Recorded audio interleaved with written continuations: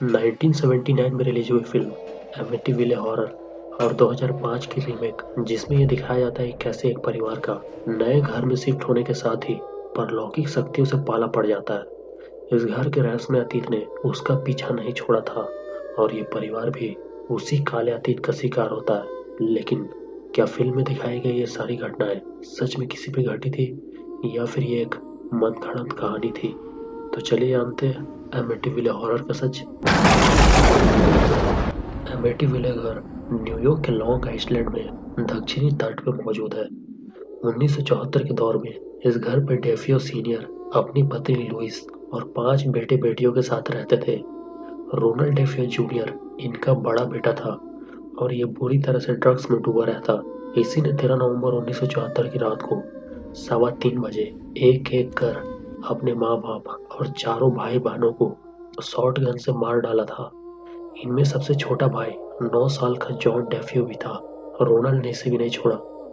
हत्या के बाद रोनाल्ड घर से बाहर निकला और चिल्लाने लगा, किसी ने मेरे परिवार को मार डाला है। दोपहर में जब पुलिस आई और रोनाल्ड से पूछताछ की तो उसने इसका इल्जाम हिटमैन पे लगा दिया।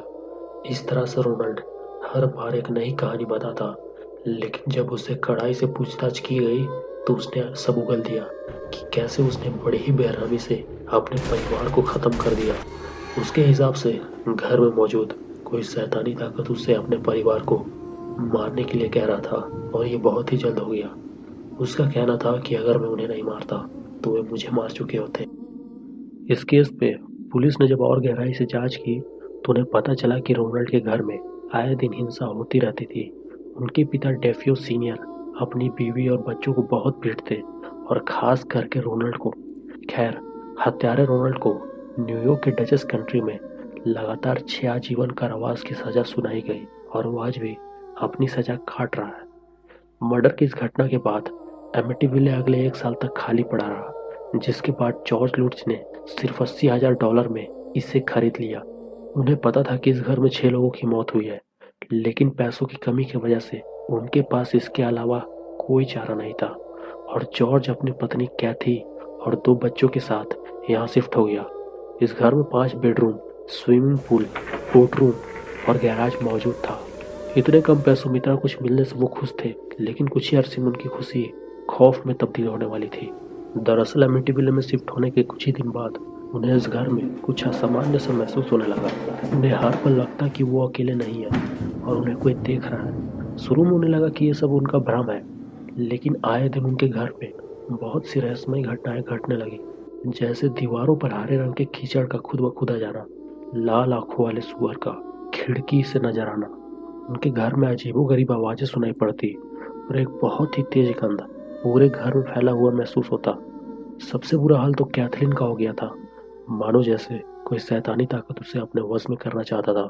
एक दिन तो जॉर्ज ने उसे रात में अपने बेड के ऊपर हवा में पाया। जॉर्ज खुद भी दिन ब दिन बहुत गुस्सैल होता चला जा रहा था। हर रात उसकी नींद 3:15 बजे टूट जाती, ठीक उसी वक्त जब रोनाल्ड ने घर वालों को मारा था। वो वही शराब पीने लगा था जो रोनाल्ड पिया करता था और ठीक उसी दुकान से।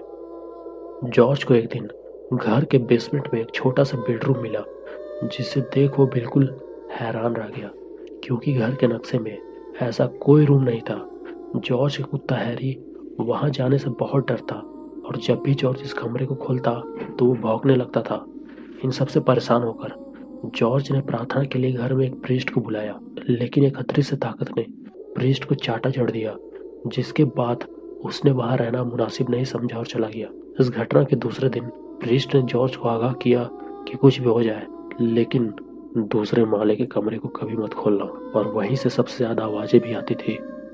इसके बाद एमिटीविले में आने के 28वें दिन जॉर्ज फैमिली के साथ कुछ ऐसा हुआ कि वो पूरा घर छोड़कर भाग गए।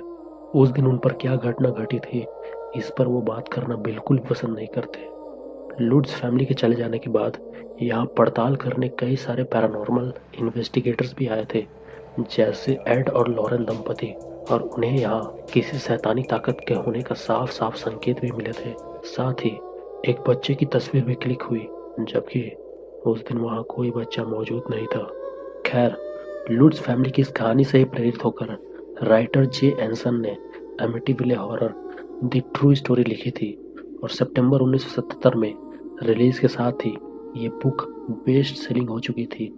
नॉवेल और फिल्म से हुई कमाई को देख कई लोगों का मानना है कि जॉर्ज परिवार ने पैसों के लिए ये सारी मनगढ़ंत कहानी बनाई है, जिसके नतीजे में इस फैमिली ने लाई डिटेक्टर टेस्ट भी कराया और उनकी हर बात सच साबित हुई थी। बहरहाल एमिटीविले हॉरर मनगढ़ंत कहानी हुई हकीकत, लेकिन ये बात तो साफ है कि रोनाल्ड के परिवार की चीखें इस घर की दीवारों ने साफ साफ सुनी थी। एक ऐसा विश्वासघात जिसकी कोई कल्पना भी नहीं कर सकता।